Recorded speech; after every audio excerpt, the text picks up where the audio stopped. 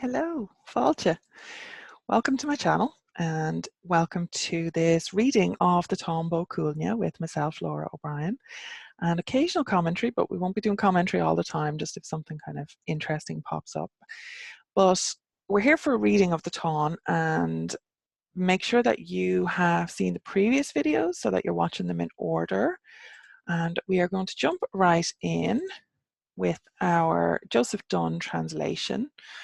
So this is part 2, the occasion of the Táin.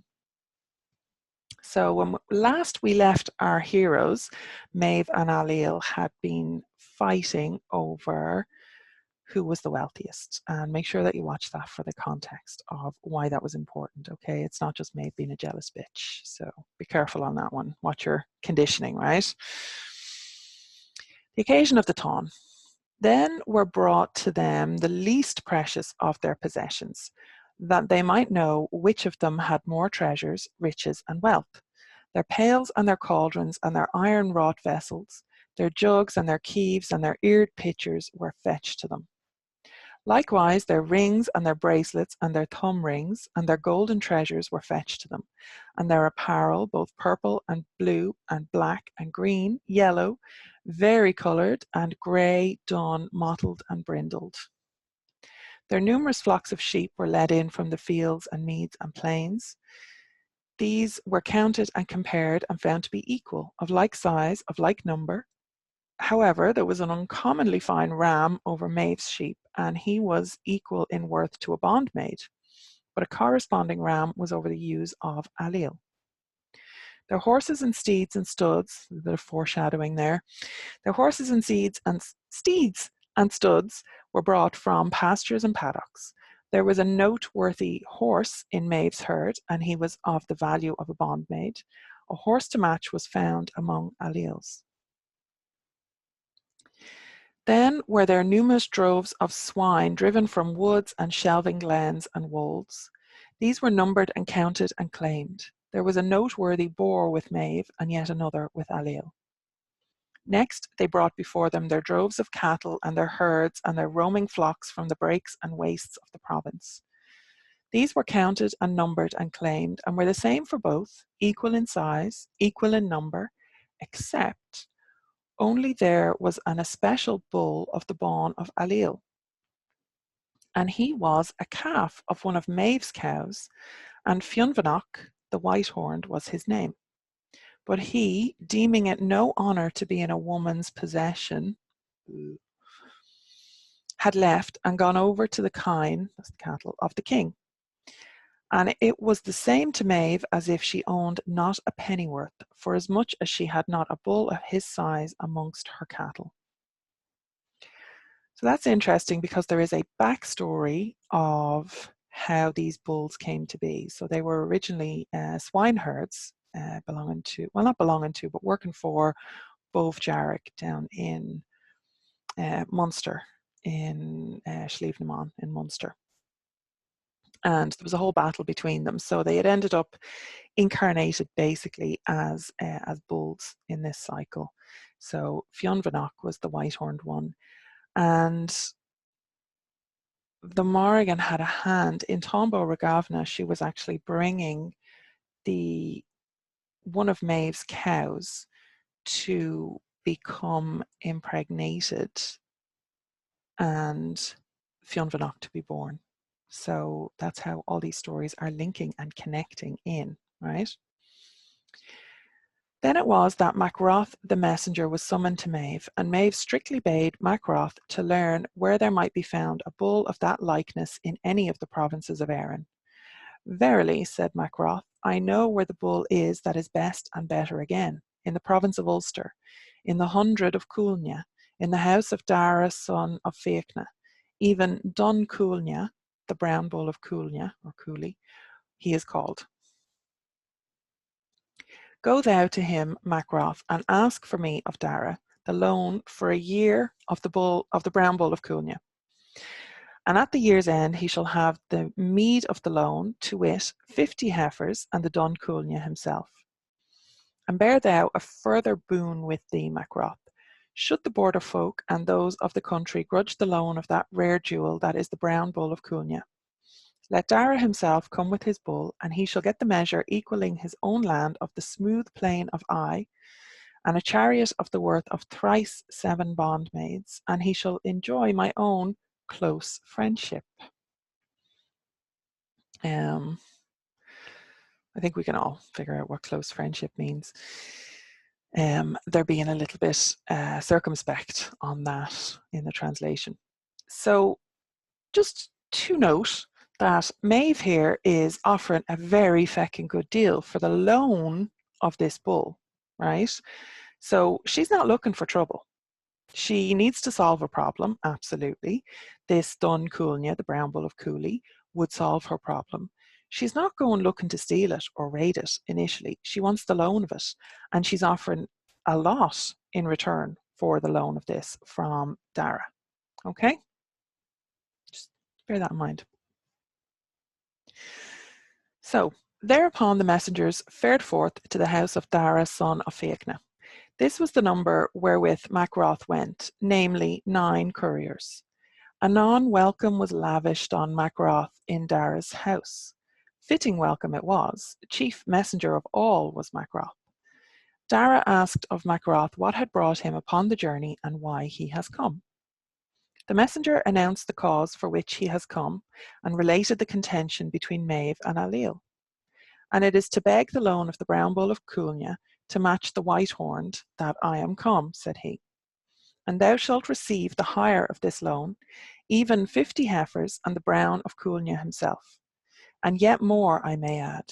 Come thyself with thy bull, and thou shalt have the land of the smooth soil of Mackay. That's the plains around Cúailgne, by the way. So she's offering territory in her own land. As much as thou ownest here, and a chariot of the worth of thrice 7 bondmaids, and enjoy Maeve's friendship to boot. So the smooth soil of Mackay, that's the plain of the mounds, and it is very, very rich land there. Even to this day, it's very rich grazing land. So it was incredibly valuable what she was offering him as for the loan of his bull, right? At these words, Dara was well pleased, and he leapt for joy, as you can see. He leapt for joy so that the seams of his flock bed rent in twain beneath him. So he broke his feckin' chair that he was sitting on, right? He was so happy and excited by this offer. By the truth of our conscience, said he, however the Ulstermen take it, whether ill or well, this time this jewel shall be delivered to Ailill and to Maeve, the brown of Cúailgne, to wit, into the land of Connacht. Well pleased was Macroth at the words of the son of Cúailgne. Now, again, a little bit of foreshadowing there. There's beef. Sorry, couldn't resist. There's beef between the Ulstermen and the Connacht, or the Ulster people and the Connacht people, even at this point, right? They're not friends. There's a whole thing with Conor MacNessa, or Concor MacNessa, and he's not well liked. He's not a good man. He's not a good king. His own people really seem to like him and are very loyal to him, but you know his actions outside of Ulster are not honourable in a lot of cases, right? So there's already this disturbances between, and Dara basically here is saying that he doesn't give a shit whether the Ulstermen take it well or not. He is going to claim his jewel. No, he's going to present his jewel to Connacht and claim his prizes on the basis of the offer, right? So thereupon they were served, and straw and fresh rushes were spread under them. The choicest of food was brought to them, and a feast was served to them, and soon they were noisy and drunken. And a discourse took place between 2 of the messengers. "'Tis true what I say," spoke the one. "Good is the man in whose house we are. Of a truth he is good. Nay, is there one among all the men of Ulster better than he?" So, you know, this starts out well. They're saying, you know, he's a good guy, persisted the first. "In sooth there is," answered the second messenger. "Better is Concor, whose man he is, and Concor, who holds the kingship of the province. and though all the Ulstermen gathered around him, it were no shame for them.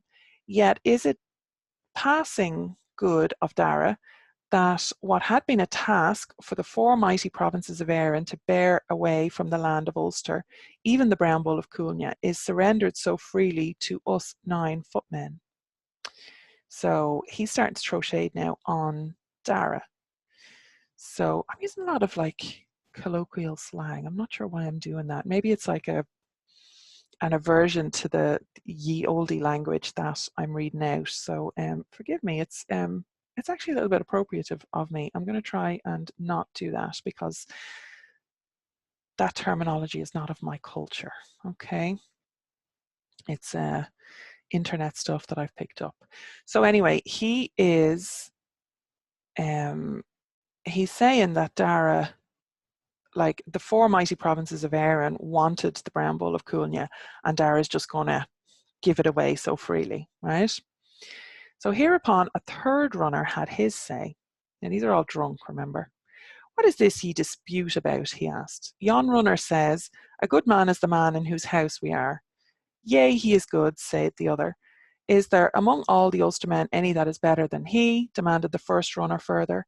Aye, there is, answered the 2nd runner. So this is repetitive.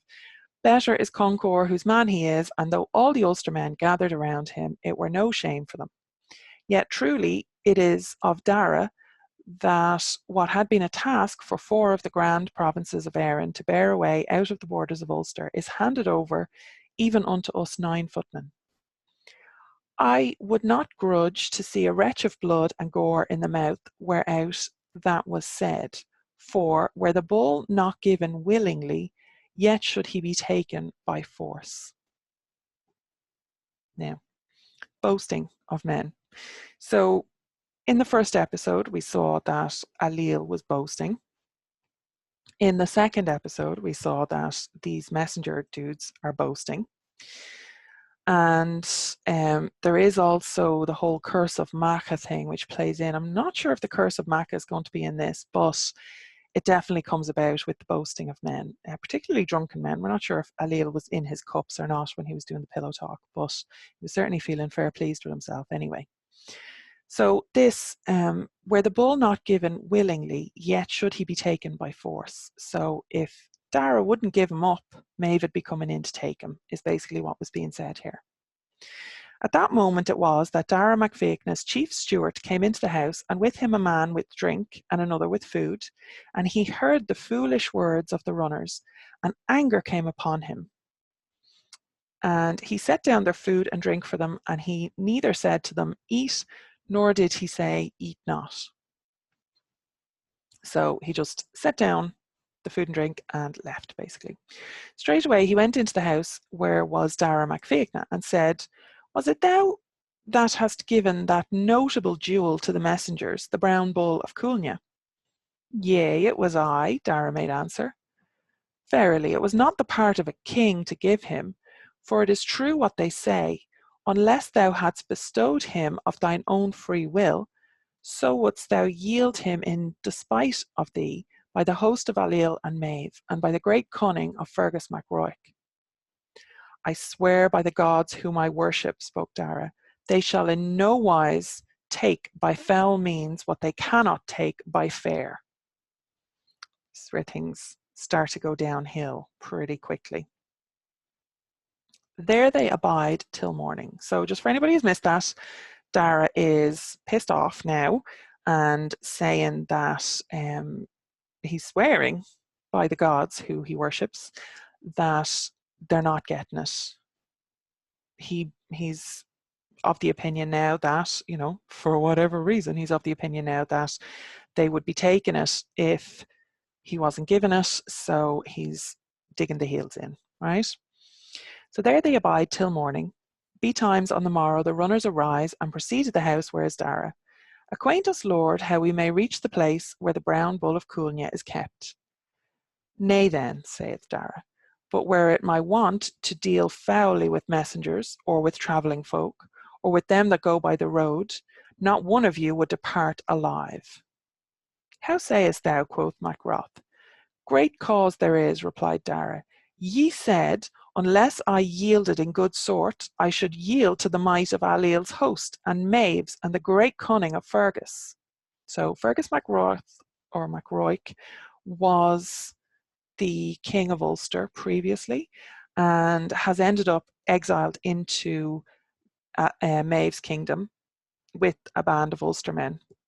So Fergus and the exiles are going to be very much a part of this story. So if you're not familiar with that, you kind of need to be. And the reason that they were exiled is because Fergus couldn't, because Conor was chasing, it was Deirdre and the sons of Ushlu, I think, Ushnach. And Conor was just being a dick, basically. And Fergus said that he wasn't doing the right thing, or he hadn't done the right thing, and he couldn't stay in his court, basically. So he went over and Maeve gave him a home. So they're the exiles, and Fergus would be known for his cunning and his wit and his strength, and he was a fierce and proud warrior and all the rest of it, right? So even so, said Macroth, whatever the runners drunken with thine ale and thy viands have said, 'tis not for thee to heed nor mind, nor yet to be charged on Ailill and on Maeve. For all that, Macroth, this time I will not give my bull, if ever I can help it. So Dara's really just having none of it. Macroth is trying to reason with them. He's just having none of it. Dara's having none of it. Back then the messengers go till they arrive at Cúailgne, the stronghold of Connacht. Maeve asks their tidings, and Macroth makes known the same, that they had not brought this bull from Dara. And the reason, demanded Maeve. Macroth recounts to her how the dispute arose. There is no need to polish knots over such affairs as that, Macroth, for it was known, said Maeve, if the brown bull of Cúailgne would not be given with their will, he would be taken in their despite, and taken he shall be. Now, again, Maeve is in a position where there's been a boast, there's been a claim made, right? So for her to step back from that at this point would totally lose, she would lose power again, right? And I mean, as Ailill said, there's not another woman who rules a province at this time, or any other really, I think, as far as I know. And Maeve is keen to hold on to what she has for obvious reasons, right? So that's where we are with that. And next up in the next video will be the rising out of the men of Connacht at Cúailgne. So part 3 is coming next. Make sure that you are subscribed to the channel and hit the bell for notifications so you'll get a notification, obviously, when it comes up.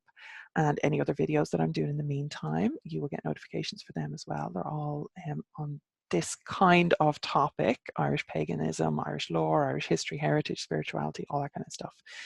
So get over on the mailing list and you'll get the roundup emails, so you'll have them all in one place. You can save them under one label, under one heading, in one group, and you'll have all those emails together. So you'll have all the links for the entire reading of the Tombo Cúailgne eventually, if you stick with it.